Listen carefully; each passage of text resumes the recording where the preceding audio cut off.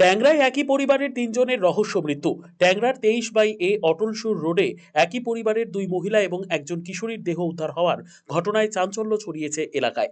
দুই মহিলা এবং ওই নাবালিকা আত্মঘাতী হয়েছেন নাকি এই ঘটনার পেছনে অন্য কোনো রহস্য আছে তা খতিয়ে দেখছে পুলিশ। জানা গিয়েছে একই ঘর থেকে তিনজনের রক্তাক্ত দেহ উদ্ধার হয়েছে। তিনজনেরই হাতের শিরা কাটা ছিল বলে খবর।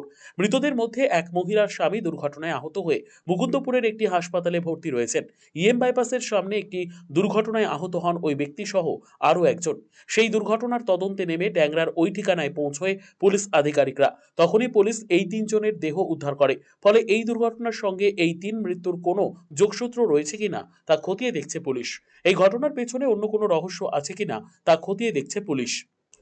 ঘটনাস্থলে আসেন লালবাজারের হোমিসাইড শাখার আধিকারিকরা। ঘটনাস্থলে পৌঁছেছেন কলকাতা পুলিশের joint CP crime Rupesh Kumar. জানা গিয়েছে ওই পরিবারের গ্লাভসের ব্যবসা ছিল।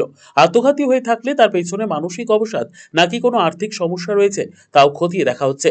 এই ঘটনায় এলাকায় তীব্র চাঞ্চল্য ছড়িয়েছে।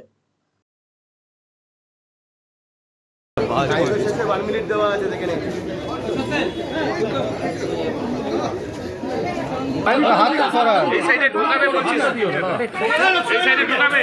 আরে ওদিকে সরে যান, সরে আসো। ভিতরে ছবিটা করো অভিজিৎদা।